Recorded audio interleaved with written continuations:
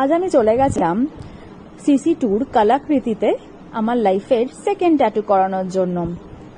অনেকদিন ধরে ইচ্ছা ছিল ব্যাক নেকে একটা ট্যাটু করাবো, কিন্তু এত কনফিউশনের মধ্যে দিয়ে যাচ্ছিলাম তাই আর ফাইনালি ট্যাটুটা করা হয়ে ওঠেনি। কিন্তু আজ ভাবলাম যে না, এটা তো আমার বার্থডে মান্থ, তাই নিজেকে এইটুকু একটা গিফট করাই যায়। তাই আর দেরি না করে ফেললাম ব্যাক নেকে আমার অনেক দিনের ইচ্ছার একটা ট্যাটু। তবে যে ছেলেটা আমার ট্যাটু করে দিচ্ছে ওর নাম হচ্ছে কৌশিক। ওর হাত কিন্তু ভীষণ ভালো, আর এখানে কিন্তু খুব রিজনেবল রেঞ্জ থেকে স্টার্টিং হয়।